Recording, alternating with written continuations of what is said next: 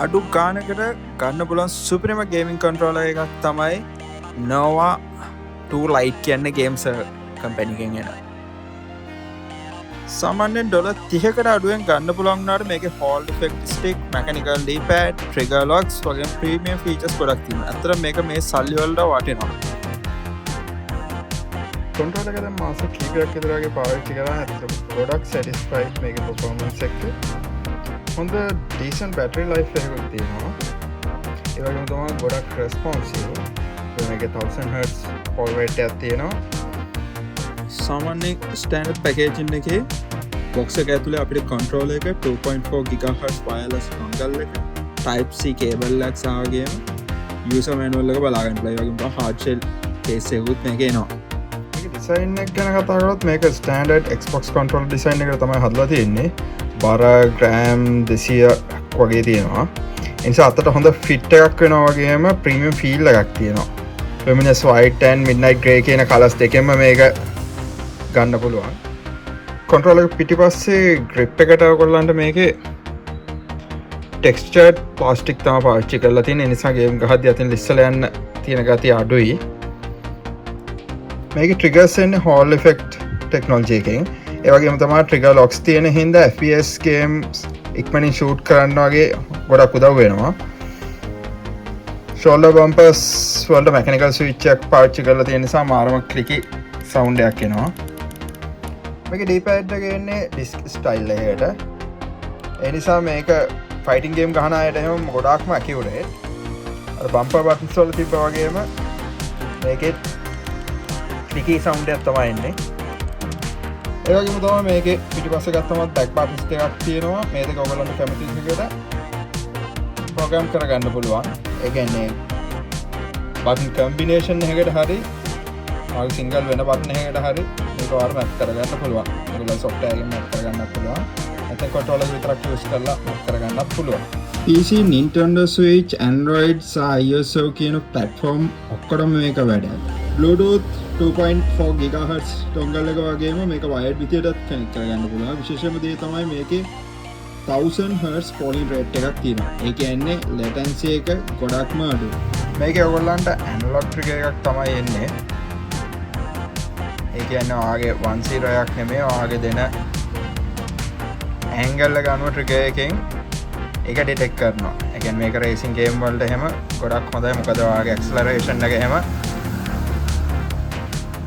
අවශ්‍ය ප්‍රමාණයට මේකෙන් දෙන්න පුළුවන්. එතකොට ස්ටික්ස් වලත් ඔයගොල්ලන්ට තියෙන්නේ ඇනලොග් ස්ටික්ස් හෝල් ඉෆෙක්ට් එකත් එක්ක. ඉතින් ඔෆිෂියල් ඇප් එක මෙතන ඔයගොල්ලන් බැටරි ලයිෆ් එක බලා ගන්න පුළුවන්. ඊපස්සේ මේකේ ට්‍රිගර්ස් එහෙම ඔයගොල්ලන්ට කලින් බැලුවා වගේම ඇනලොග් විදියට වැඩ කරනවා. ඒක බලන්න චෙක් කරගන්න පුළුවන්. එයා ට්‍රිගර් කන්ෆිගර් කරන්න පුළුවන් මෙතනින්.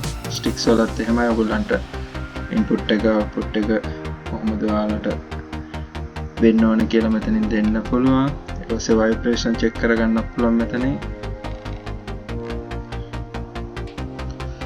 මේක ඇප් එක මේ කන්ට්‍රෝලර් එකට විතරක් නෙමෙයි කන්ට්‍රෝලර්ස් කීප එකකටම තමයි එන්නේ. ඒකින්ද මෙතන ඔයගොල්ලන්ට මේ ලයිට් කන්ට්‍රෝල් කරන්න හැම තියෙනවා. කියන්නේ LEDs තියෙනවා. මේකට ඒ ඔප්ෂන් එක නැහැ. එතකොට මෙතන ඔයගොල්ලන් බටන්ස් වලට ගිහිල්ලා මෙතනින් තමයි බෑක් බටන් එකේ මැක්‍රෝ එකක් යනවාද කන්ට්‍රෝලර් එකක් යනවාද කොහොමද කියලා කන්ෆිගර් කරන්න තියෙන මැක්‍රෝ එකක් නම් ඔයාලට මේ වගේ බටන් කීප එකම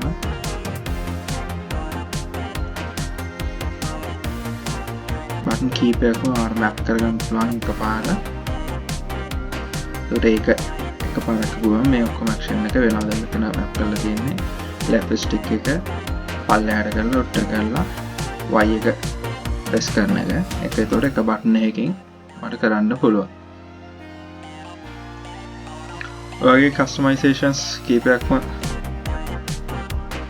මේක කරගන්න පුළුවන් ඇප් එක හරහා මේ software එක හරහා. D-pad tester website එකට ගිහිල්ලා මේක check කරලාත් බලුවා මම. ඔයාලා බලන්න පුළුවන් trigger එක කොහොම respond කරන්න කියලා. හෝල් ඉෆෙක්ට් trigger එකක් තියෙන්නේ. ඒකට sticks උනත් හොඳට respond කරනවා මේකේ. ඔයනවා D-pad එක ඔයගොල්ලන් circular D-pad එකක් තියෙද්දි මේ වගේ diagonal jump එකක් වුණත් ගන්න පුළුවන් fighting game වලදී vibration on කරලා තියෙන්නේ දැන් මේකේ ඔයගොල්ලන්ට බලා ගන්න පුළුවන්. එතකොට මේකේ circularity එක එහෙම check කරොත්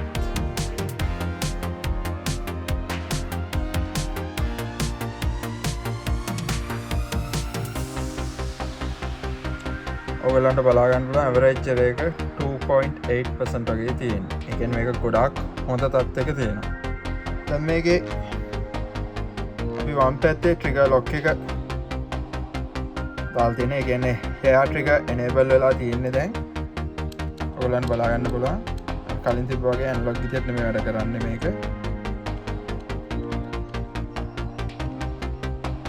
ඒතර මේක ඔයගලන්ට shooting game වලදීම ගොඩක් වැදගත් වෙනවා. ඔයගොල්ලන්ට enable කරන්න ලේසි විදිය තමයි මේ trigger lock එක දාලා දෙතුන් පාරක් trigger එක තුන් පාරක් විතර වගේ පල්ලයට press කරාම automaticallyම hair trigger එක active වෙනවා. මේ gaming experience එක ගැන කිව්වොත් සමහර කලින් කිව්ව 1000 Hz polling rate එක නිසා action වලට ඉක්‍රාමත් ඉක්මනින් ප්‍රතිචාර ලැබෙනවා. vibration motor දෙකකුත් තියෙනවා. හොඳ haptic feedback එකක් දෙන්න. හැබැයි මේකේ අඩුපාඩු නැතුවමත්ම නෙවෙයි. මොකද මේකේ ගයිරොස්කෝප් එකක් නැහැ. ඔයා Nintendo Switch එකට වගේ යූස් කරනවා නම් motion control පාවිච්චි කරන වෙනවා. මේක ගැටලුවක් වෙන්න පුළුවන්. ඒ වගේම තමයි මේකේ 600 mAh බැටරි එක තමයි තියෙන්නේ. ඒකෙන් සාමාන්‍යයෙන් පැය ගානක ගේම් ප්ලේ කරන්න ප්‍රමාණවත් වුණත් ඒකට ලොකු බැටරියක් තිබ්බනම් තවත් හොඳයි. හැබැයි මේක ගේම්ස් Supernova charging dock එකකට support කරන නිසා dock එකක් ගත්තොත් මේක charge කරන්න ගොඩක් ලේසියි.